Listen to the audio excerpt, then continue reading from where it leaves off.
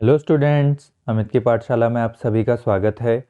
हमारी आज की वीडियो में हम लोग एक्सरसाइज 3.1 का क्वेश्चन नंबर 3 सॉल्व करेंगे।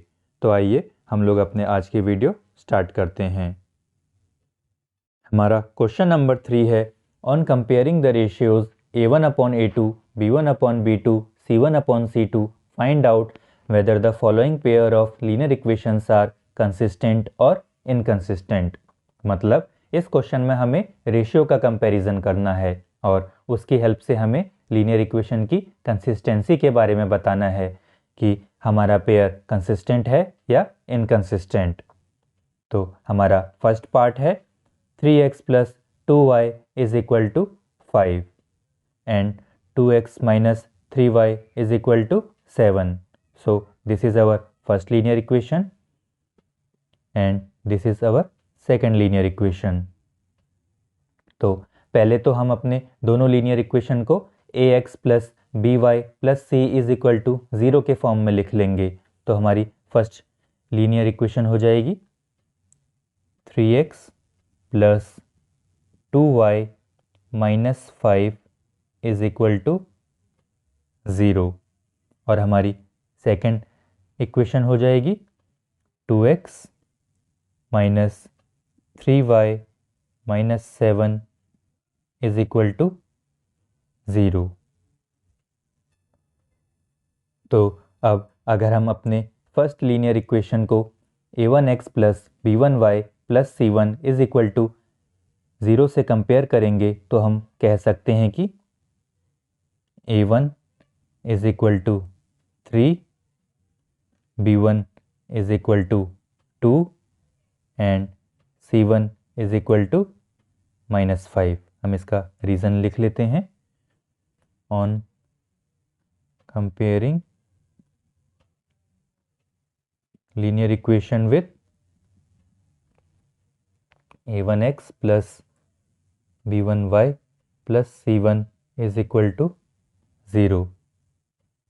और अगर हम अपने सेकेंड लीनियर इक्वेशन को a2x plus b2y plus c2 is equal to 0 से कंपेयर करेंगे तो हम कह सकते हैं कि a2 is equal to 2, b2 is equal to -3 and c2 is equal to -7। हम लोग इसका भी रीज़न लिख लेते हैं। On comparing linear equation with a2x plus b2y plus c2 is equal to 0। अब सबसे पहले हम लोग a1/a2 की वैल्यू फाइंड करेंगे। तो a1/a2 की वैल्यू हो जाएगी 3/2 because a1 is equal to 3 and a2 is equal to 2। Similarly b1/b2 की वैल्यू हो जाएगी 2/-3 because b1 is equal to 2 and b2 is equal to -3। Similarly c1/c2 की वैल्यू हो जाएगी -5/-7। माइनस माइनस कैंसिल हो जाएंगे और हमारी फाइनल वैल्यू आएगी 5/7। तो इधर हम लोग देख सकते हैं कि a1/a2 is not equal to b1/b2 क्योंकि a1/a2 की वैल्यू 3/2 है और b1/b2 की वैल्यू 2/-3 है। तो इसलिए जो लाइंस होंगी वो इंटरसेक्ट करेंगी और क्योंकि लाइन इंटरसेक्ट करेंगी तो इसलिए वन सॉल्यूशन होगा इनका, और क्योंकि इनका वन सॉल्यूशन होगा तो जो हमारा पेयर होगा वो कंसिस्टेंट होगा। हम लोग इसे लिख लेते हैं। Since a1/a2 is not equal to b1/b2, therefore lines will be intersecting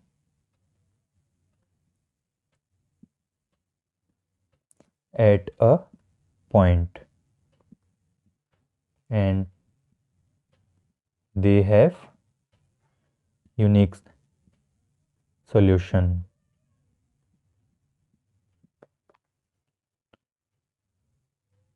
so pair is consistent। तो ये हो जाएगा हमारे इस क्वेश्चन का आंसर। अब हम लोग अपने सेकंड पार्ट को सॉल्व करेंगे और हमारा सेकंड पार्ट है 2x minus 3y is equal to 8 and 4x minus 6y is equal to 9। तो this is our first linear equation and this is our second linear equation.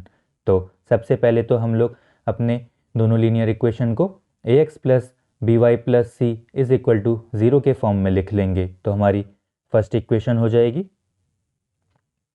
2x minus 3y minus 8 is equal to 0 और हमारी second equation हो जाएगी 4x minus 6y minus 9 is equal to 0। तो ये हमारी हो गई फर्स्ट लीनियर इक्वेशन और ये हो गई हमारी सेकेंड लीनियर इक्वेशन। तो अगर हम अपने फर्स्ट लीनियर इक्वेशन को a1x plus b1y plus c1 is equal to 0 से कंपेयर करेंगे तो हम कह सकते हैं कि a1 is equal to 2, b1 is equal to -3 and c1 is equal to -8। हम लोग इसका रीज़न लिख लेते हैं। ऑन कंपेयरिंग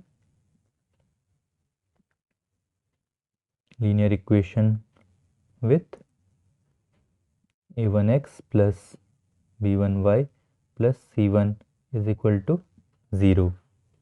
और अगर हम अपने सेकेंड लीनियर इक्वेशन को a2x plus b2y plus c2 is equal to 0 से कंपेयर करेंगे तो हम कह सकते हैं कि a2 is equal to 4, b2 is equal to -6 and c2 is equal to -9।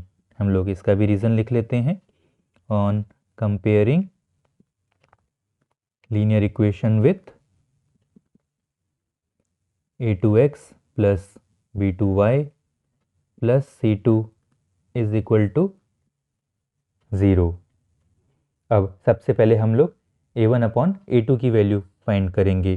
तो a1 अपॉन a2 की वैल्यू हो जाएगी 2/4 और ये हो जाएंगे आपस में कैंसिल। ये हो जाएगा 1 और ये हो जाएगा 2। तो हमारी फाइनल वैल्यू आएगी 1/2। अब हम लोग अपने b1 अपॉन b2 की वैल्यू फाइंड करेंगे।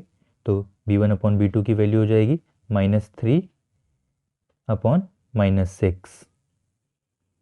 इसे भी हम -3 से डिवाइड करेंगे तो ये हो जाएगा 1 और ये हो जाएगा 2। तो इसकी भी फाइनल वैल्यू आएगी 1/2। अब हम लोग अपने c1 अपॉन c2 की वैल्यू फाइंड करेंगे। तो c1 अपॉन c2 की वैल्यू हो जाएगी -8 अपॉन -9। माइनस कैंसिल हो जाएंगे तो फाइनल वैल्यू हमारी जो बचेगी वो हो जाएगी 8/9। Now here we can say that a1 upon a2 is equal to b1 upon b2 but not equal to c1 upon c2। हम लोग इसे लिख लेते हैं। since a1 upon a2 is equal to b1 upon b2 not equal to c1 upon c2 therefore lines will be parallel to each other।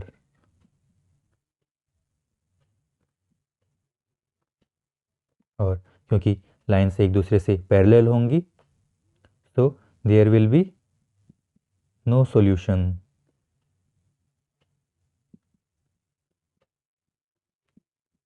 और क्योंकि इधर एक भी सॉल्यूशन नहीं है तो इसलिए हमारा पेयर इनकंसिस्टेंट हो जाएगा।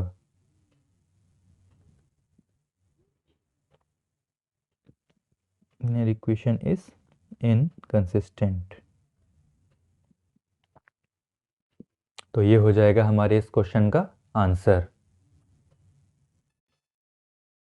So this was all about today's video. I hope कि मेरे इस वीडियो से आपको एक्सरसाइज 3.1 के क्वेश्चन नंबर 3 का फर्स्ट एंड सेकंड पार्ट समझ में आया होगा।